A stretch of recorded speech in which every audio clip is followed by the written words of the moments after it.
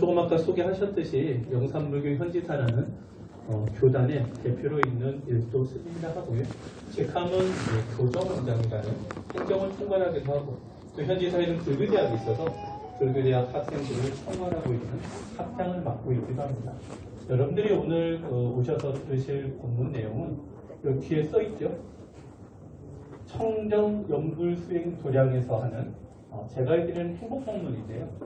금생을 여러분들이 살아가면서 부처님의 가르침에 따라 어떻게 하면 조금 더 행복하게 삶에 지혜롭게 살아갈 수 있는지를 오늘은 제가 한 40분, 여러분들이 피곤해 보이시면 30분, 여러분들이 조금 더 힘을 내시면 42분, 어쨌든 그렇게 해서 여러분들이 오늘 돌아가실 때 그래도 오늘은 조금 좋은 얘기를 들어서 내가 좀 마음에 좀 넉넉함과 힐링이 됐구나, 이런 얘기가 좀 여러분들 마음속에서 일어났으면 하는 생각입니다. 저희가 부처님의 가르침을 참 배우고 있다는 인연을 만나는 것도 사실 쉽지는 않습니다. 여러분들 오늘 주변에 계신 인연 있는 분이 이곳에 와서 법문을 한번 들어보자 하라고 해서 오신 분들이 대부분이실 겁니다. 오늘 여러분들이 이곳에 오신 데에는 반드시 인연이라고 하는 그런 부분이 없으면 모일 수가 없습니다. 심어놓은 원인이 있기에 결과가 벌어지는 게 이 세상을 지배하는 원리입니다. 그것을 깨우치신 분이 2600년 전 석가모니 부처님이시고, 석가모니 부처님께서 보리수나무 밑에서 최상의 깨달음, 안욕따라, 삼약삼불이, 위없는 깨달음, 이런 깨달음을 얻으시고서 5 비구에게 최초의 법문을 설하셔서 불, 법, 승, 3보가 갖춰져야 불교의 모습이 갖춰집니다. 그래서 종단이 만들어졌고 불교가 만들어졌습니다. 언제 만들어졌다고요? 2600년 전에 처음으로 만들어졌습니다.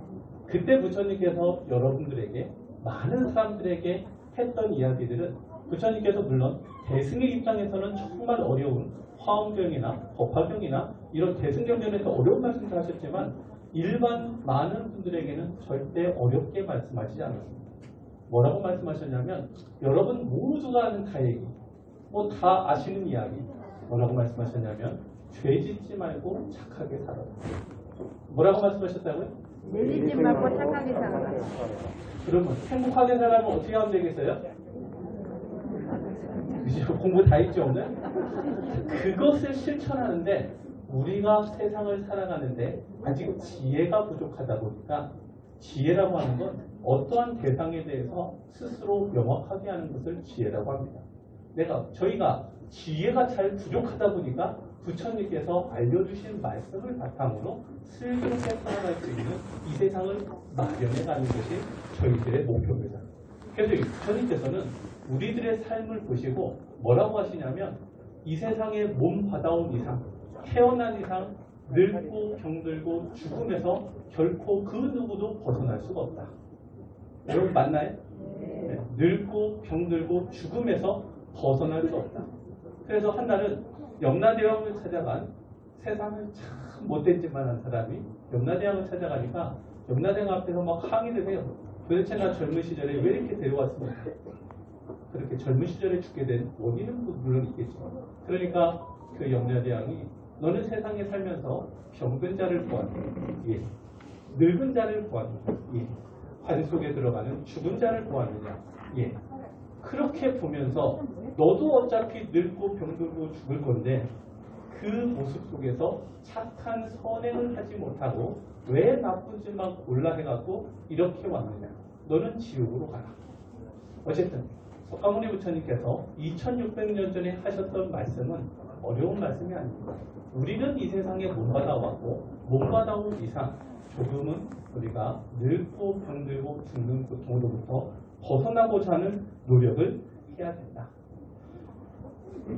여러분들께 제가 해드릴 이야기는 조금은 많은데 이것을 조금 찬찬히 좀 해보겠습니다. 약 한 3, 40분 동안 여러분들에게 인생의 작전 타임 시간을 좀 드려보겠습니다. 무슨 시간이요? 세상에 일이 잘 풀릴 때는 작전 타임 필요 없지만 세상 일이 조금 어렵고 힘겹고 괴로울 때는 한 번 정도 여러분들 쉬어가는 타임을 갖는 게 좋습니다. 어쨌든 불교라고 하는 모습 속에서 여러분들이 그 부처님의 가르침을 조금 더 지혜롭게 받아들일 수 있는 오늘의 분명히 계기가 되실 건데, 석가모니 부처님께서 창조한 게 불교다. 여기까지는 어렵지 않죠? 그래서 부처님께서는 어떠한 부처님이 모습이 부처님이라고 하냐면 조금은 어려운 말로 제가 이렇게 이야기하면 오늘 처음 오신 분들은 조금 어렵겠지만 현상계를 드러나게 한 우주 본체 공을 무상 정등각을 통해서 소유하신 대성량. 너무 어렵죠? 법신, 보신, 화신, 삼신을 부족하신 분. 이것도 너무 어렵죠? 부처님의 개념이. 그래서 여러분들에게 딱 맞는 이야기는 부처님께서 이런 말씀하셨어요. 내가 부처님이 되기 위해서 마음과 싸운 지 무수한 겁이 지났다.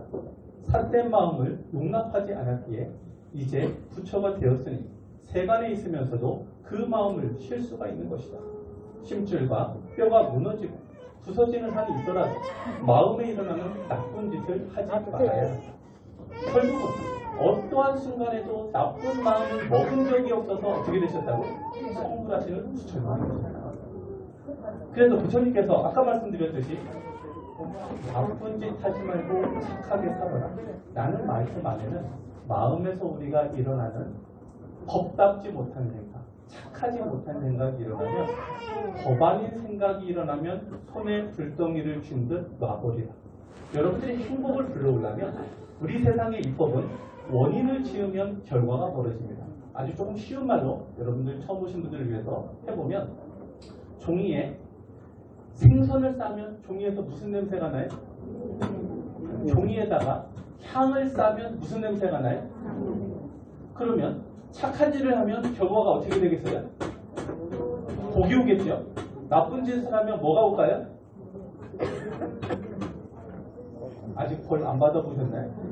고통이 오겠죠? 우리 세상에 사는 입법은, 이 지배하는 입법은 절대 변하지 않습니다.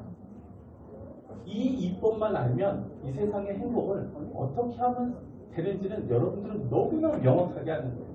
콩 심은 데 뭐 난다? 파 심은 데? 확실합니까? 네. 이거 변해요, 안 변해요? 네. 왜 안 변해? 이 세상을 지배하는 입법이기 때문에 그렇습니다. 그래서 여러분들이 행복해지시려면 나쁜 짓 하지 말고 착하게 살으라 이거예요. 왜? 왜? 콩 심은 데 콩 나고 파 심은 데 파 나는 게 뭐니까? 이 세상을 지배하는 입법입니다. 여러분 이거 어렵지 않죠? 그러면 행복해지려면 지금부터 어떻게 하면 돼요? 행복해질 만한 원인만 심으면 돼요. 제 말이 맞습니까? 그래서 오늘 제가 해드린 전체 얘기 중에는 나쁜 것에 해당하는 것은 전부 다 버려버려야 될 것, 좋은 것에 해당하는 것은 전부 다 심어야 될 것만 구분이 됩니다. 정말 이해가 되죠? 제가 무슨 얘기를 하더라도 뭐라고요? 버릴 것과 심을 것 외에는 아무것도 없습니다. 이거 왜 그런 거라고요? 이 세상 이법이 심은 대로 결과가 벌어지기 때문에 그렇습니다. 자, 여러분들 부모님께 효도하면 좋아요 안 좋아요? 요즘 효도 안 하십니까? 부모님께 효도하면 좋다. 그게 왜 좋은 거예요? 효도를 했을 때 가정이 화목해지는 복이 오기 때문에 그렇습니다. 심으면 심은 대로 결과는 벌어지게 돼 있다. 이것만 여러분들이 머릿속에 잘 생각을 하셔가지고 모든 행동을 할 때, 생각이 일어날 때, 야 이거는 심어야 돼, 아니야 이거는 버려야 돼, 이거 구분할 수 있겠죠? 충분히 할 수 있겠죠? 네. 여러분들이 그 대답을 잘해주시면 제가 여기서 조금 더 높은 톤으로 얘기할게요. 알겠죠? 네. 아주 중요한 얘기를 제가 해드린 겁니다. 부처님께서 깨우신 것은 늙고 병들고 죽는 고통은 피할 수 없다. 그래서 착하게 살아야 된다. 왜? 다시는 인간의 몸을 안 받기 위해서. 그리고 두 번째, 이것을 벗어나는 이법은 이 세상을 지배하는 것이 그걸 조금 어려운 말로 연기법이라고 해요. 계속해서 일어난다. 뭐에 따라서? 인연 따라. 인이라는 건 심는 거고 연이라는 건 환경이에요. 자, 아까 말한 콩 심는데 콩이 반드시 나는 건 아닙니다. 무슨 얘기냐? 콩을 심었는데 한겨울이요. 나요 안 나요? 왜 안 나는 거예요? 연이 없어서 그래요. 환경과 조건이 갖춰지지 못하면 결과가 나오질 않아요. 그걸 인연법이라고 합니다.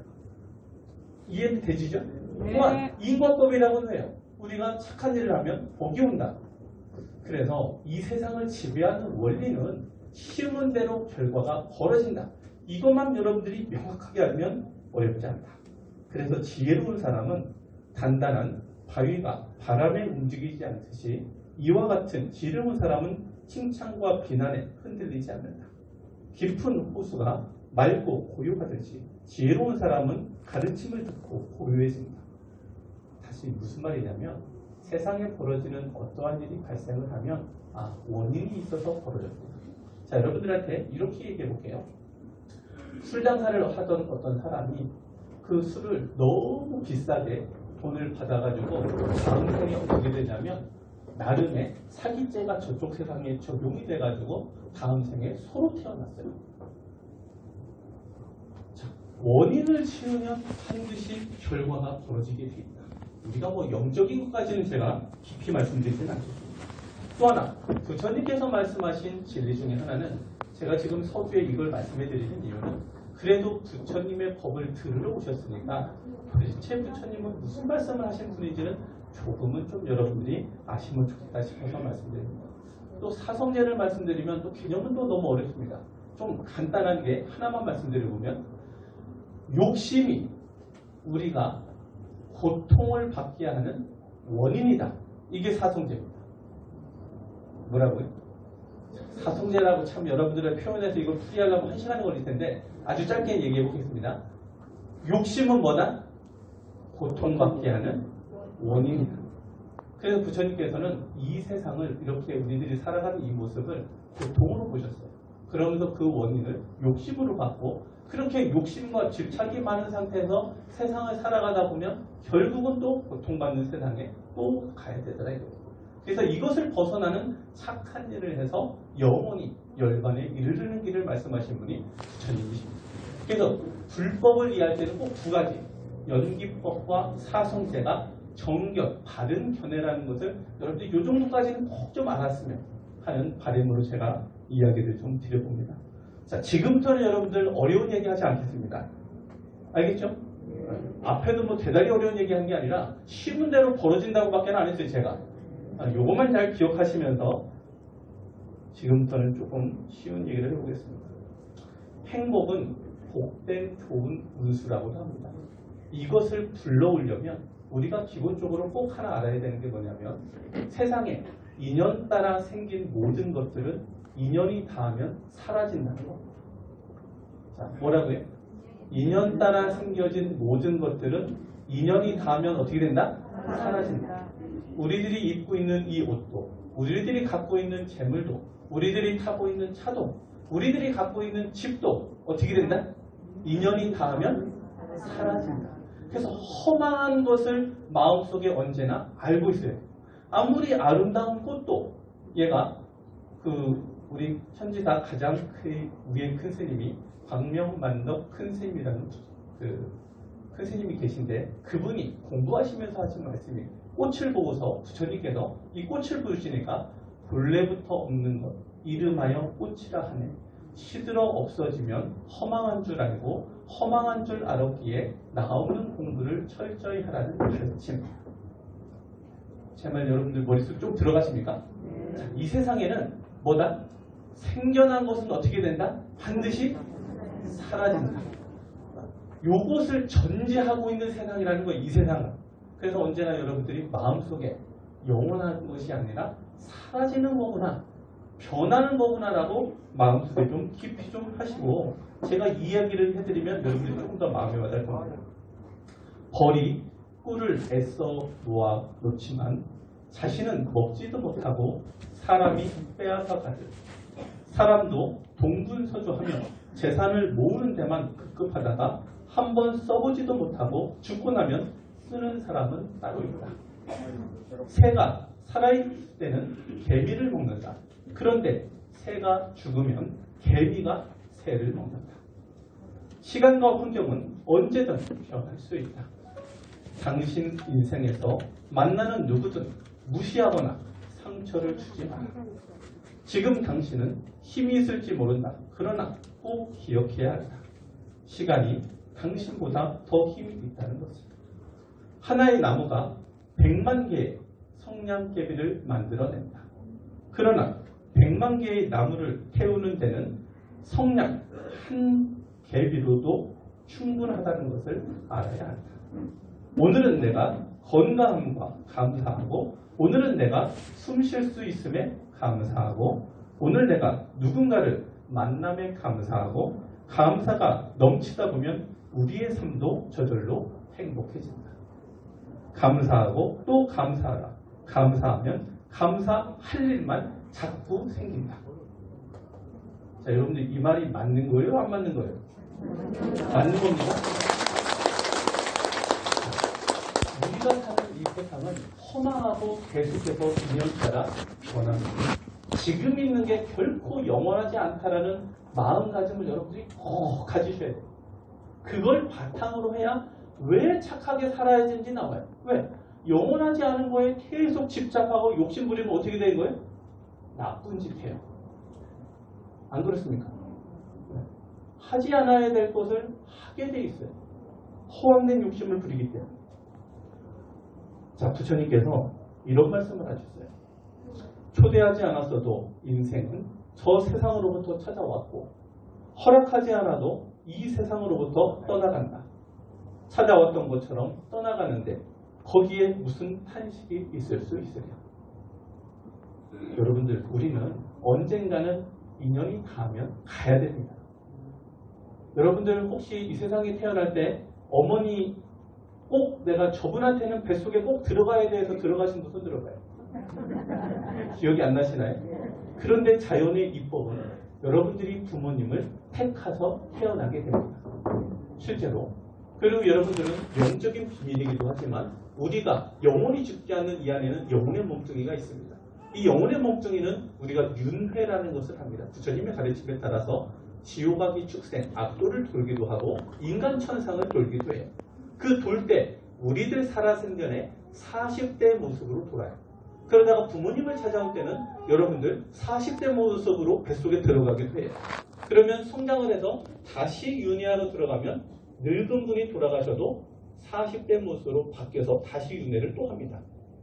전생의 기억만 갖고. 그 앞전 기억은 잊어버려서 몰라요, 여러분들. 그게 우리들의 실체입니다. 어쨌든 우리들은, 여기 계신 분들은 나이가 많든 적든 나이가 몇 살이다? 조그맣건 말이 제가 어려웠나요? 여러분들은 이 생을 가시면 다 몇 살이요? 40대. 인연 따라 지금 오신 남성부주에 오셔갖고 지낸 세월의 시간만 있을 뿐이지 우리들은 나이가 영원하게 40대 모습으로 계속 윤회를 합니다. 그 윤회를 벗어나고자 부처님께서 늙고 병들고 죽지 않는 열반의 세상으로 인도하는 가르침을 지금까지 내리셨던 겁니다. 우리들이 잘 아는 소크라테스라는 분은 나는 욕심을 가장 적게 가졌기에 행복과 친해졌다. 욕망이 강할수록 행복은 적어진다. 여러분들 왜 욕심내지 말라는 거예요? 너무 과한 욕심 내지 말라 이거. 왜? 행복해질 수 없기 때문입니다. 여러분들 뭐 잘 생각해보면 이해가 좀 잘 되실 거예요. 그래도 우리가 전생을 모르지만 만일 전생 일을 묻는다면 금생에 받고 있는 고통이 바로 그것이고, 만일 미래 일을 묻는다면 금생에 짓고 있는 것이 바로 그것이다. 인과경이라는 경전에는 이렇게 나와 있어요. 결국 부처님의 가르침은 뭡니까? 금생에 착하게 잘 살아서 다음 생에도 행복하고, 다음 생에도 착하게 잘 살아서 그 다음 생에는 더 행복하시고, 그 다음 생에는 더 착하게 잘 살아서 성자가 되고. 여러분들 극락세계라고 들어봤어요? 극락은 왜 극락이냐면 고통이 없이 오직 즐거움만 있어서 극락이거든요. 그 나라를 창조하신 분이 아미타 부처님이십니다. 그 아미타 부처님의 나라에 실제로 있고 실제로 거기에 왕생한 분들을 우리가 보살이라고 그래요. 뭐라고 하신다고? 죄송하지만 일반적으로 숙세에서 얘기하는 보살과는 개념이 좀 다릅니다. 자, 남자분들은 보살이 될 수 있다 없다? 조금 아까 말씀드렸는데 잘 생각해 보세요. 남자분들은 극락에 가면 뭐라고 그랬어요? 보살이 됩니다. 남자든 여자든. 이해가 가죠? 네. 어쨌든 여러분들 우리가 어떻게 해서 선을 불러오고 복을 불러올 수 있냐면 지금부터 구체적인 걸 하나씩 조금 이렇게 꿰쳐보면 첫 번째, 무조건 효도해야 됩니다. 우리 지장보살님이라는 부처님이 계세요. 명부를 관장하신 여러분 염라대왕 들어봤어요? 염라대왕 같은 10분 40일 동안 심사하는 분을 열시왕이라고 하고 그분을 총 관장하는 분을 시방열애불 지장보살이라고 그래요. 앞에 뭐라고요? 시방열애불. 부처님의 부로가 시방열애불이고 부처님의 보살명이 지장보살이에요. 이 부처님께서 뭐라고 하시냐면 이분은 다급생 동안 효도를 어마어마하게 하신 분이에요. 부모님이 지옥에 갔으면 막 지옥까지 가가지고 어머님 막 구출해오는 분이에요. 전생. 그래서 이분이 뭐라고 표현하시냐면 부처님께서 부모님께 효도만 잘하면 지옥에 떨어질 죄를 지었다 하더라도 내가 막아준다. 그리고 사업도 살아생전에는 잘 되게 해주고 넉넉하게 살 수 있도록 복도 주리라. 여러분들 효도만 하면 나머지는 다 되네요. 여러분들 집에서 시부모님이 되셨던 아니면 낳아주신 부모님이 되셨던 나지는 어떠한 관계에 부모님과의 관계에 있어서 여러분들이 부처님들께서는 어떤 효자가 부모님의 은혜를 갚으려면 오른쪽 어깨는 아버지를 넘고 왼쪽 어깨는 어머니를 넘고 다음에 백천겁 동안 천지를 돌아다녀도 부모가 자식에게 해준 하루의 은혜마저도 다 갚지 못할 것이다. 왜냐하면 부모는 내 몸을 기르고 내 마음을 열어주어 광명을 보게 하였고 진자리 마른 자리를 가리면서 때때로 보살펴 주었기 때문이다. 그러므로 아무리 효자라고 해도 그 은혜의 1000분의 1도 갚지 못할 것이다. 부처님 경전에는 이렇게 부모님의 은혜를 설명했어요. 여러분들 해당 사항 없는 분 손 들어봐요. 어렸을 때 부모님께 이런 은혜를 안 받았다 있으십니까? 없으시죠? 또한 우리들을 안아 길러주셨고 수시로 보살펴 시기를 놓치지 않았기 때문에 우리가 저 해와 달을 보게 된 것이다. 이런 사실로 보아 부모님의 은혜를 갚기란 참으로 어렵다. 그런 까닭에 마땅히 부모에게 공양을 해야 할 것이고 항상 효도하고 순종하여 그 시기를 놓치지 말아야 한다. 돌아가시면 후회합니다. 여러분. 물론 이미 돌아가신 분 여러분들 주변에 부모님도 계시겠지만 살아생전 최선을 다해서 효를 다 하십시오.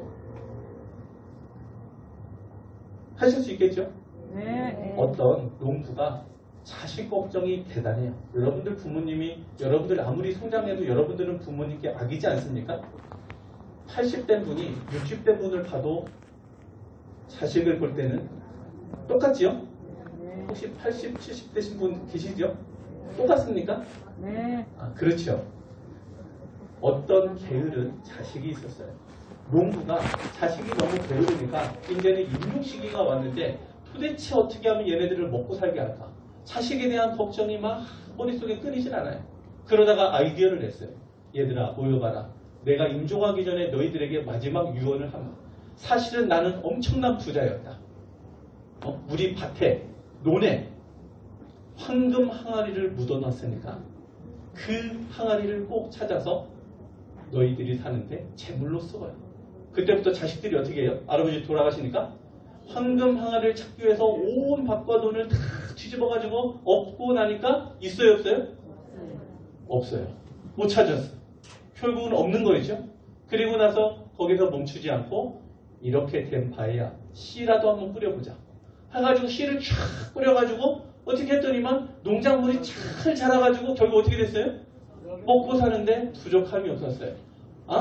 이것이 부모님께서 나에게 주신 마지막 은혜구나. 부모님은 항상 여러분들 이렇습니다. 그래서 우리가 첫 번째 효도를 통해서 행복을 찾아야 됩니다. 그리고 조금 더 확대된 개념도 여러분들이 자랑스러워지면 여러분들 부모님을 여러분들을 너무나 더 당신이 낳은 거에 대해서 더 자랑을 하시더라. 안 그러시던가요? 그러시던가요? 혹시 뭐 어린 시절 상 받으신 분 있나요? 상 받아보면 부모님 좋아요 안 좋아요? 여러분들은 부모님이 돌아가셨던 살아 계시던 여러분들이 세상을 살면서 착해지고 자랑스러워지면 부모님께는 그보다 더 큰 효도가 없습니다. 여러분들은 부모님을 향해서 언제나 자랑스러운 자녀로 이 세상을 꿋꿋하게 꼭 좀 살아주시기를 부탁을 드립니다. 자, 두 번째, 복을 불러오려면, 행복을 불러오려면 우리가 부처님께서 이것만큼은 하지 마라. 그래서 이렇게 살아라고 하는 조금 어려운 말로 십과법이라는 게 있어요.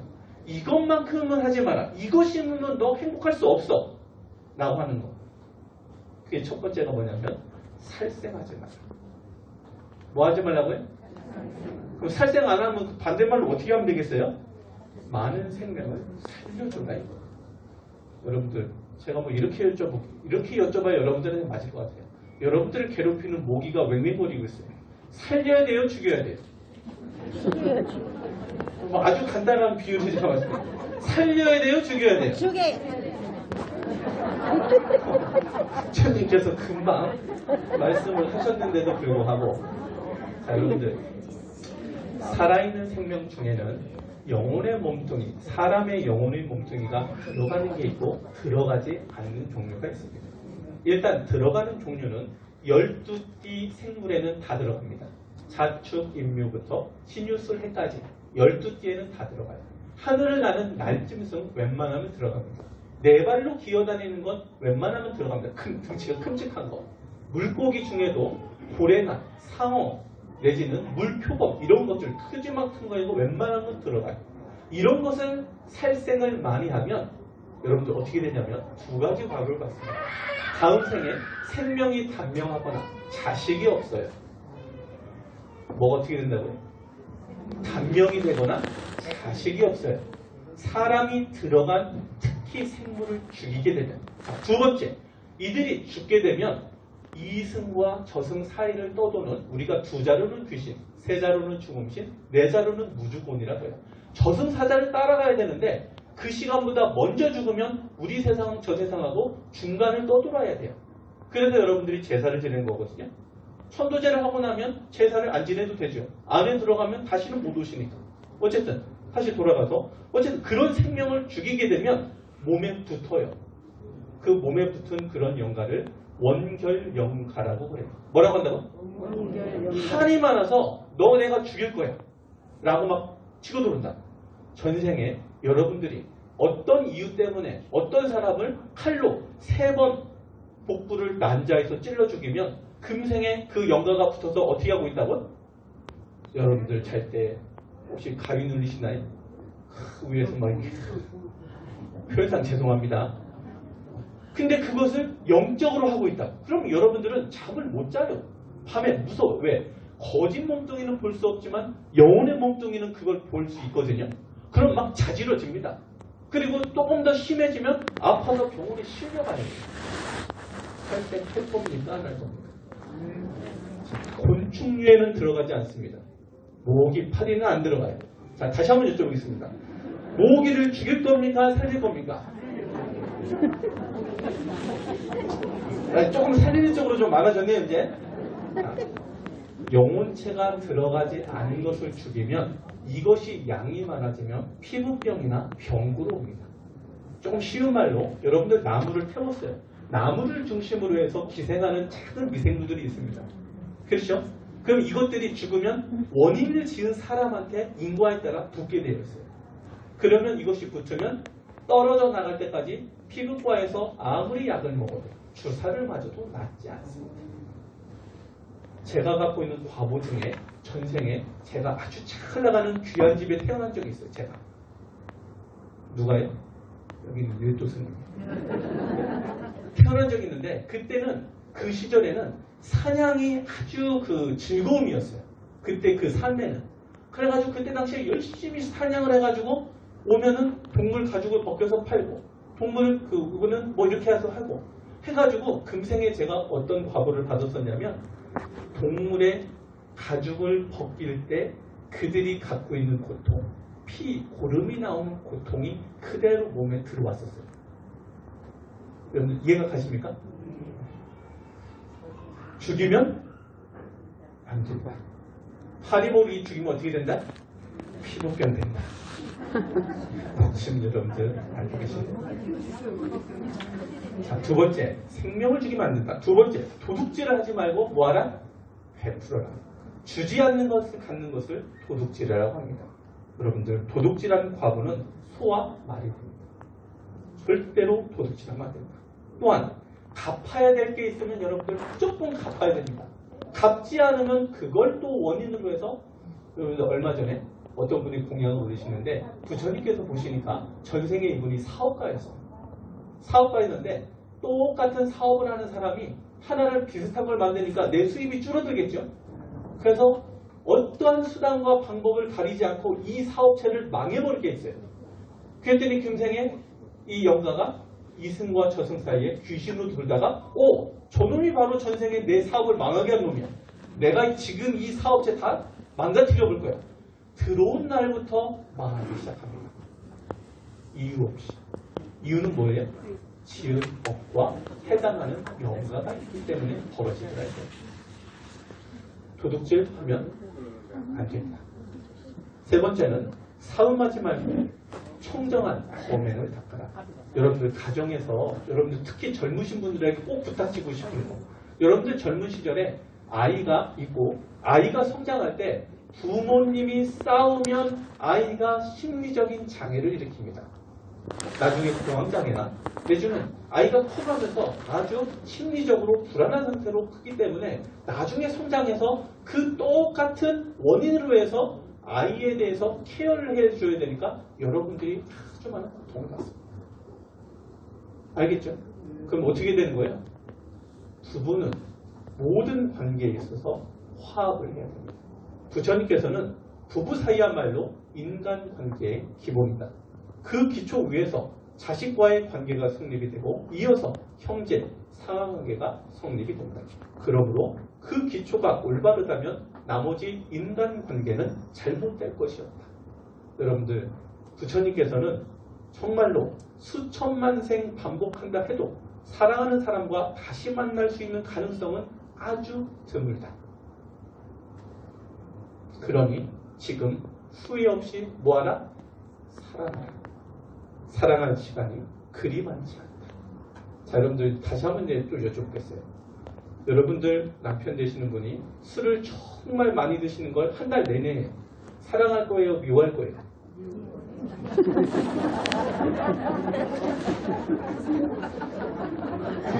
제가 지금 금방 다시 만날 가능성이 없다 그러면 다시 안 만날 수 있는 겁니까?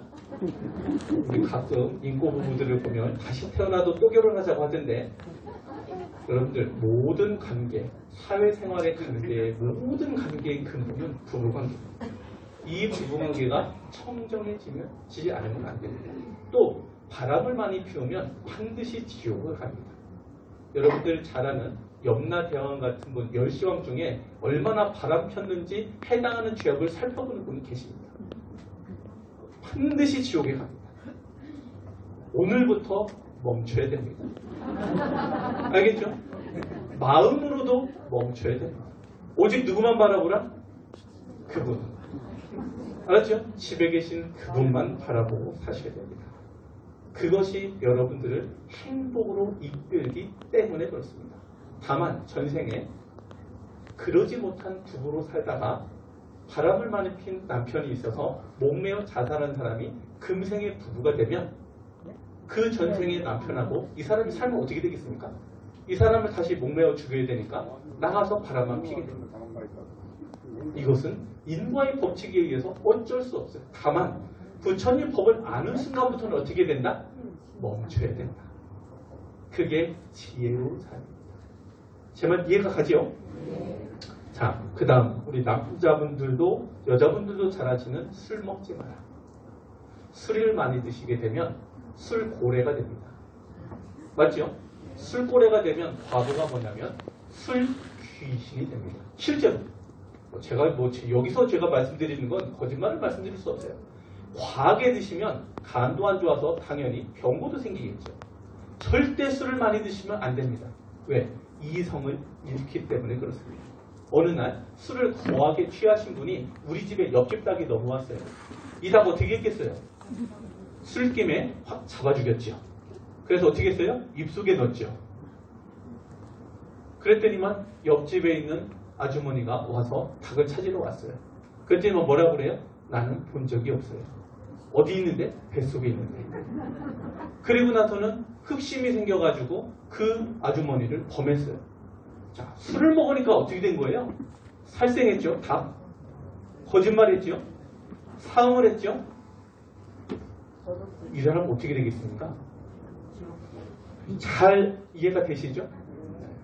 여러분들 술은 정신이 잃을 정도로 먹으면 절대로 안 됩니다. 그래서 사업상 난 이걸 꼭 먹어야 된다 라고 하면 취하지 않을 정도로 한 잔 정도 본인의 주량이 있게 안 먹는 걸 원칙으로 하시는 게 가장 좋습니다. 우리 남자분들만 이렇게 저를 바라보시는 게 아니라 우리 선녀인분들이 더 잘 드시는가 봐요. 눈이 그냥 총 또롱또롱 하십니다. 술 먹는 걸 어떻게 하시라? 줄이거나 멈추셔야 됩니다. 그게 지혜롭게 사는 방법이기 때문에 그렇습니다. 또 거짓말하고 이런 것은 정말 좋지 않습니다. 그래서 부처님은 언제나 진실한 말만 해라. 특히 말 중에는 부처님이 가르친 대로 여러분들 말하는 게 엄청 중요합니다. 말한 대로 걷어지기 때문에 부처님은 항상 즐거운 말만 해요. 불쾌한 말은 결코 해서는 안 됩니다. 참으로 즐거운 말을 하는 사람에게는 항상 복이 쌓입니다. 여러분들 말을 부드럽게 하는 사람, 남을 칭찬하는 사람, 또 화합시키는 말을 하는 사람, 언제나 진실해서 이 사람 말이면 완전히 믿어지는 사람, 이런 사람이 되려고 반대가 되네요. 답은 나와 있어요. 그러죠? 왜? 복을 불러오기 때문에 그렇습니다. 여러분들 오늘 집에 가서 여러분들 배우자에게 또 내지는 자녀들에게 아니면 부모님께 세상에도 없는 자비로운 부드러운 음성을 꼭 내보십시오. 절대로 한 번 할 때는 미쳤냐고 할지 모르지만 10번 하면 절대 그렇지 않습니다. 자, 여러분들 옆 사람을 보고 참 잘생겼네요. 한마디만 해봅시다. 바라보면서 하죠. 바라보면서. 여러분들 말도 참는 것이 여러분들이 지금 웃을 수 있는 원인은 남을 칭찬하는 말을 했기 때문에 이 원인으로 즐거움이 온 겁니다. 세상에 있는 모든 사람들은 말을 할 때 이와 같이 하지 않으면 반대로 하면 거짓말을 하거나 이간질을 하거나 험담을 하거나 꾸미는 말로 남을 속이는 말을 하면 거기에 따른 과보가 고통으로 오게 되어 있습니다. 그래서 부처님은 나쁜 사람도 아직 악이 무르익지 않을 때는 그래도 복을 받을 수 있다. 다만 악이 무르익으면 이 사람은 영원히 고통 속에서 살아간다. 선한 사람도 때때로는 그 무르익지 않을 때는 고통을 받을 수 있다. 하지만 이것이 완전히 무르익으면 언제나 즐겁게만 살아간다. 여러분은 어떤 사람 되실래요? 그렇죠? 여러분들 오늘 교육이 아주 잘 되고 있는 것 같습니다. 그래서 부처님은 말에 대한 부분에 대해서 사람은 태어날 때 입안에 도끼를 가지고 나온다. 어리석은 사람은 말을 함부로 함으로써 그 도끼로 자신을 찍는다. 여러분 말이 잘못되면 부메랑처럼 돌아옵니다. 여러분들이 사업도 망하게 할 수 있고 명예도 떨어뜨릴 수 있고 등등 너무 많은 불편함을 갖고 와서 우리는 그거를 구설수라고도 합니다. 절대 말을 언제나 조심해서 옆 사람도 앞 사람도 말을 꼭 좀 가려서 해야 됩니다. 마음이 너그럽고 착하고 슬기롭고 덕이 높은 사람은 이런 사람을 우리가 어진 사람이라고 해요. 이런 어진 사람은 이런 사람의 말은 부처님께서 결코 시들지 않는다. 진실된 말을 꼭 하고 살아야 됩니다. 자, 또한 욕심을 버리면서 살아야 됩니다. 아까도 말씀드렸지만 욕심은 화의 원인이 됩니다. 그래서 우리 박명만덕 큰 스님이라고 하시는 현지사 제일 큰 스님께서 이런 개송을 하신 적이 있어요. 깨달음에 이르신 분들은 어느 깨달음 이상에 올라가면 당신 스스로 만드시는 개송이라고 합니다. 여러분들. 그러니까 어떤 개성이냐면 한번 쭉 들어봐요. 바닷물은 아무리 깊고 넓어도 그 맛이 하나인 것처럼 우리의 법도 욕심이 없는 것으로 하나의 맛을 찾는다네. 그것은 깨달음의 맛이요 번뇌를 끊어버리는 맛이며 도를 얻는 맛이라네. 남홍삼 청정하게 살다 부처님 곁으로 가세. 여러분 기억은 못하겠지만 자, 뭐 어떻게 하자고요? 욕심이 없는 것으로 하나의 맛을 찾는다 이거예요. 부처님의 가르침을 실천하는 오늘 이렇게 모이신 우리들은 한 가지 맛, 그 맛은 바다는 짠맛의 하나를 갖고 있지만 우리는 어떤 맛으로 살아야 된다? 욕심이 없는 맛으로 살아가면 그것이 청정함이 되고 그 청정함이 복을 불러오는 아주 큰 원인이 됩니다. 욕심을 어떻게 하라고요? 버리면서 살아야 됩니다. 언제나. 자, 여러분들 욕심을 버리게 하는 게 뭔지 알아요? 욕심을 버리게 하는 거. 욕심을 버리게 하는 게 바로 보시라는 겁니다. 여러분들이 한정없이 말로 베풀고 내지는 재물로 베풀고 내지는 부처님 법으로 베풀면 이 베품 속에서 욕심이 사라져갑니다. 알겠죠? 자, 욕심 안 내려면 어떻게 하시면 된다? 베풀어라. 얼마큼 베풀어요? 욕심이 없어질 때까지. 이해할 수 있겠죠? 그 다음에 화내지 말고 온화한 마음으로 성냄을 반드시 이겨내라. 그래야지 여러분들 행복해지고 복을 받습니다. 산이 사람을 짓누르듯이 화는 어리석은 사람을 스스로 짓누른다. 부처님은 그렇게 말씀하십니다. 또 화내는 거에는 짜증내는 거, 시기하는 거, 질투하는 거, 증오하는 거 이런 것을 전부 다 포함합니다. 조금 다른 말로 내 마음에서 밀어내고자 하는 마음은 전부 다 화내는 마음입니다. 자, 여러분들 마음속에서 밀어내고 싶은 사람 몇 명 있어요? 5명? 4명? 1명? 자, 그분들에게 화를 멈추려면 뭘 하면 되냐면 그 약은 사랑입니다. 뭐라고요? 여러분들한테 마음에서 막 밀어내려는 사람한테 뭐 하라고? 선물하라. 알겠죠? 왜 밀어내려고 하는데요? 지금의 인이 과를 만나서 연을 만나고 과를 만나서 지금은 비록 서로 간에 안 좋은 감정을 드러내지만 부처님의 가피로 이것이 사라지면 언제 그랬냐면 또 친해져요. 여러분들 성장하면서 3명의 친구가 서로 싸우면서 매일 만납니다. 그거 왜 그래요? 미우면 안 만나야지. 그 인이 사라지고 과를 당하면 다시 또 다른 관계로 성립이 됩니다. 정말 이해가죠? 그래서 지혜로운 사람은 적을 만들지 않아요. 여러분들 오늘 집에 가셔서 모든 적을 다 물리치십시오. 무슨 약을 갖고? 사랑의 묘약을 갖고. 하시기 싫다는 표정을 저한테 자꾸 보내시는데 여러분들 행복을 불러오려면 어쩔 수 없이 여러분들은 적이 있어서는 마음의 거리낌이 있어서는 세상 사는 건 불편합니다. 어느 집에 가면 그 사람 보기 싫으면 그 집에 갑니까? 그 자체가 여러분들이 불행의 원인을 만드는 겁니다. 여러분들 마음을 넓게 쓰십시오. 얼마만큼? 하늘만큼 땅만큼. 알겠죠? 그렇게 할 겁니까? 네. 저 바다를 한번 봐요. 저 바다는 여러분들이 내뿜는 수많은 오물을 다 받으면서도 불평이 있어요 없어요? 쟤는 왜 그럴까요? 바다도 불평이 있나요? 어쨌든 바다가 저한테 그런 말을 안 했으니까 넘어가겠습니다. 그래서 우리는 조금만 더 이걸 조금 얘기해보면 관대한 사람이 되어야 됩니다. 넓게 포용하고 수용하는 사람이 되어야 됩니다. 그게 여러분들을 행복으로 이끌지 소견이 작거나 내지는 편을 가르거나 분별을 찾고 하면 여러분들이 불행해집니다. 알겠죠? 네. 자, 서울대학교 간 자식이 좋아요? 부산대학교 간 자식이 좋아요? 둘 다 좋지요. 안 그렇습니까?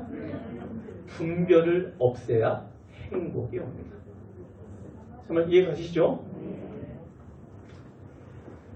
자, 마지막으로 치심이라는 건데 치심이라는 건 뭐냐면 진리를 모르고 자기의 교만과 아만으로 살아가는 겁니다. 사견, 내 말이 다 맞아. 근데 그분이 왜 그러냐면 인과법과 사성제라는 부처님의 진리의 말씀을 모르기 때문에 그렇습니다. 그래서 이것을 아는 지혜로운 사람으로 살아갈 수 있도록 불법과 인연을 맺는 게 좋습니다. 자, 그 다음은 행복하려면 여러분들 나라를 사랑해야 됩니다. 뜬금없이 왜? 행복하고 나라하고 무슨 관계가 있는데요? 나라가 있어야 가정이 존재합니다. 제 말 맞죠? 네. 나라 사랑은 필수입니다. 더불어서 언제나 우리가 조금 이타임이라고 알겠죠?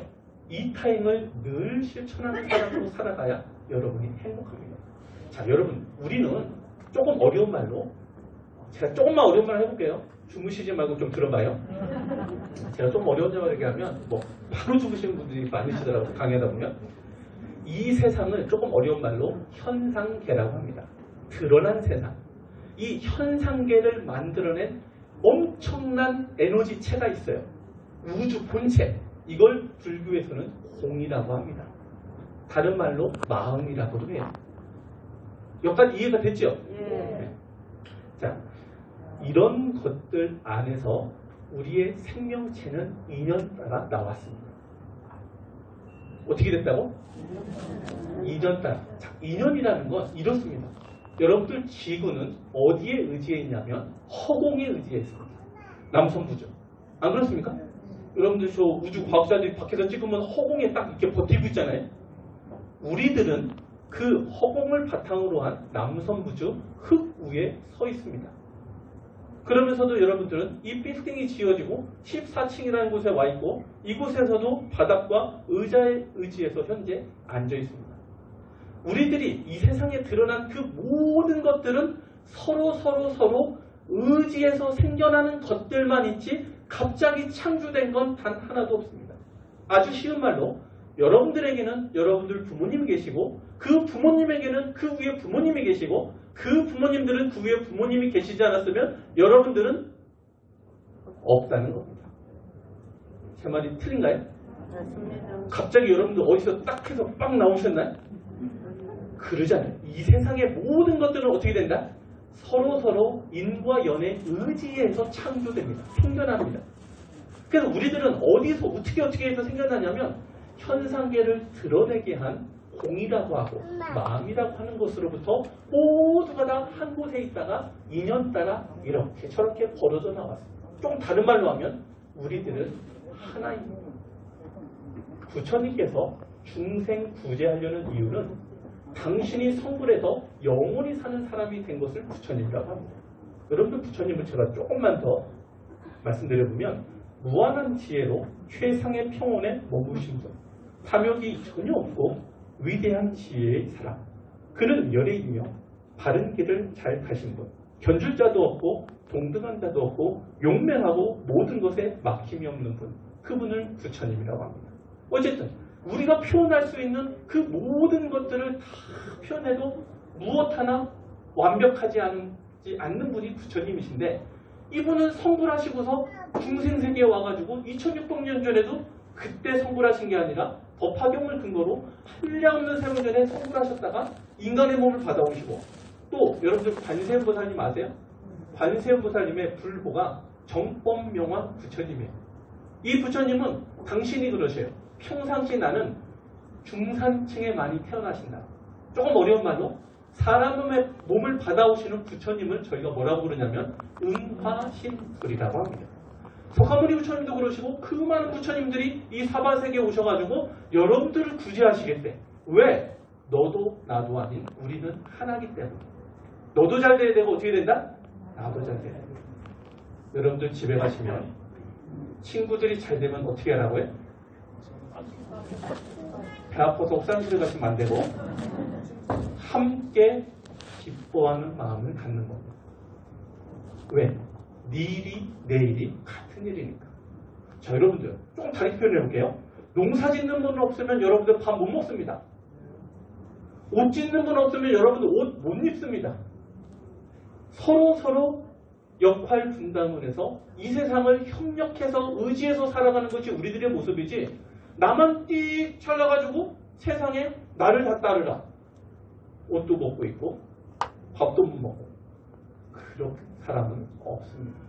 이 세상 모든 것들은 서로 의지에 있습니다. 어떤 혈연 관계든 무엇이든가 다 연계되어 있습니다.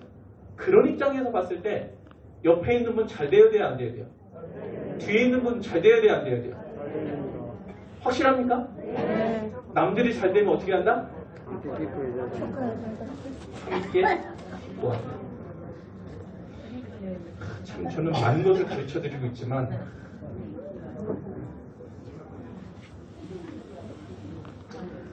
그분이 인연이 되면 꼭 말씀드리겠습니다. 자, 여러분들 이렇게 살아가는 겁니다. 베풀면서 살아간다. 그래서 부처님은 이런 어마어마하신 부처님이에요. 그래서 우리들 중생세계에 나와서 자꾸 가르침을 주는 겁니다. 왜? 진리를 중생들은 모르고 욕심만. 이 지구에 사는 사람들, 우리 부처님 뭐라고 하냐면 이 지구를 뭐라고 하느냐, 남성부주를 화택이라고 합니다. 불, 화자에다가 집택자. 왜? 욕심으로 불타고 있고 화냄으로 불타고 있고 치심, 어리석음으로 불타고 있는 거예요. 그래서 그 중에서 우리는 뽑혀가지고 그 화택에서 벗어난 사람들입니다. 오늘로써. 안 그럽니까? 맞잖아요. 바르게 가진 길을 여러분들이 이제 인지를 했지 않습니까? 그러면 그것을 바탕으로 화택에서 물러날 수 있는 힘이 생깁니다. 그래서 여러분들 이타행은 나 아닌 남도 나와 같은 사람이라는 마음의 전제함을 두고 하는 것입니다. 그래서 그걸 실천할 때는 정말 깊은 강물은 소리 없이 흐릅니다. 조금 착한 일 했다고 바닥이 얕은 개울물은 큰 소리를 냅니다. 어떻게 알아? 마음에 바램이 없이 알아. 알겠죠? 착한 일 할 때는 그렇게 하는 겁니다. 이타임을 할 때는. 또 남의 좋은 점을 보는 것이 눈으로 베푸는 것이고, 이타임을 할 때는 여러분들 많이 베풀어야 되는데 남의 좋은 점을 보는 것이 눈으로 베푸는 것이고, 환하게 미소 짓는 것이 얼굴로 베푸는 것이고, 사랑스러운 말소리가 입으로 베푸는 것이고, 자기를 낮추어 인사하는 것이 몸에 베풀이고, 여러분들 벌써 제가 약 40분이 지나갔네요. 이제 마무리해야 되겠습니다. 자, 곱고 착한 마음씀이 마음의 베품이고, 베풀 것이 없어서 베풀지 못함이 아니라 베풀려는 마음이 고갈이 되어 있음을 꼭 알아라. 우리들이 여러분들 꼭 베풀 때는 이렇게 베푸는 겁니다. 다시 한번 해볼게요. 그럼 중요한 거니까 남의 좋은 점을 보는 것이 뭐의 베품이라고요? 눈의 베품이고, 환하게 미소 짓는 것이 뭐의 베품이다? 얼굴의 베품이고, 사랑스러운 말소리가 입의 베품이고, 자기를 낮추어 인사함이 몸의 베품이요, 곱고 착한 마음씀이 마음의 베품이니 이렇게 베풀면서 살아갑니다. 또한 자, 마지막으로 나머지는 여러분들 다음 시간에 오실 거죠? 안 오실 겁니까? 저는 2년 따라 오실 거라고 믿습니다. 근데 제가 강의한다면 꼭 좀 오십시오. 자, 마지막으로 말에 대한 것을 부처님은 부드럽게 하라고 가르치십니다. 그러면서 이것이 여러분들이 실수할 수 있기 때문에 말씀드린 겁니다. 너희들은 남의 죄를 자주 드러내지 마라. 자신의 몸과 입이 깨끗하지 못하면서 남의 죄를 자주 들추는 자가 있다면 곧 상대방은 너나 잘해라 라고 대꾸할 것이다. 남의 허물을 들춰내려면 때를 놓치지 말고 제때 해야 하며, 청정하면서도 부드럽게 해야 하고, 성내는 마음이 아닌 인자한 마음으로 해야 한다. 알겠죠? 남을 지적할 때는 여러분들 인자한 마음으로, 부드러운 음성으로, 그리고 항상 따뜻한 얼굴로 사랑스럽게 말을 해라. 이것이 우리가 행복을 불러오는 씨앗들이 되는 겁니다. 자, 오늘 제가 말씀드린 것 중에 엄청나게 많은 이야기를 많이 드렸지만 나뉘면 딱 똑같습니다. 버릴 것과 심을 것. 무엇은 버려야 돼요? 나쁜 것은 다 버리는 거예요. 그리고 뭘 심어요? 선한 것은 다 심는 겁니다. 왜? 심어야 복이 오고 버려야 고통에서 벗어납니다. 전혀 어렵지 않죠? 네. 콩 심은 데 뭐가 난다? 팥 심은 데? 알겠죠? 여러분들 오늘 아주 잘 오셨습니다. 여러분들이 오신 원인으로 해서 이곳에서 더 많은 분들하고 더 좋은 대화를 나누려고 꾸준히 노력하려고 현지사 또 저는 강의를 이렇게 해갈 것입니다. 어쨌든 오늘 오신 분들이 이득이 되고 배운 것이 있다면 여러분들 주변 분들도 지금 고통 속에서 살아갑니다. 그런 고통에서 조금은 빨리 벗어날 수 있도록 우리가 가르쳐줘야 되고 이끌어줘야 됩니다. 이것을 우리가 보시라고 그럽니다.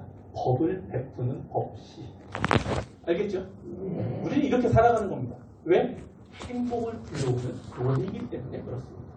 우리는 모두가 행복을 바라지만 행복을 멀리했던 욕심과 화냄과 어리석음이라는 나쁜 짓의 씨앗들을 언제나 갖고 있었기에 지금까지 이렇게 어렵고 힘들고 괴롭게 살았습니다.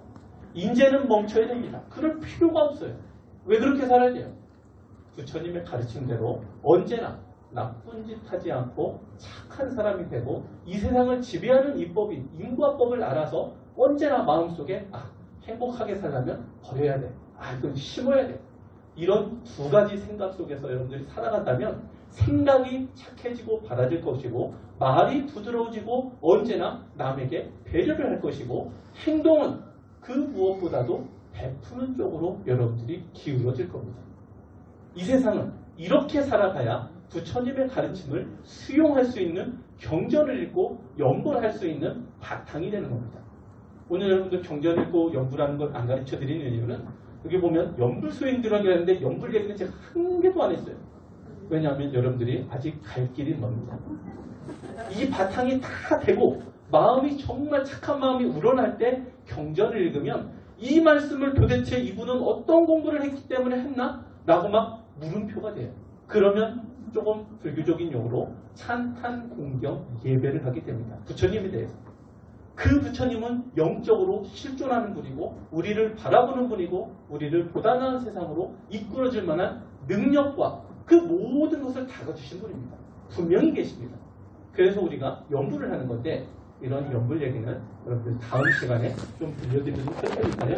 자, 오늘 이야기를 여러분들이 좀 주의 깊게 잘 들으셨다면 다음 시간에 또 인연사가 뵙지 않을까 하는 조심스러운 생각을 해봅니다.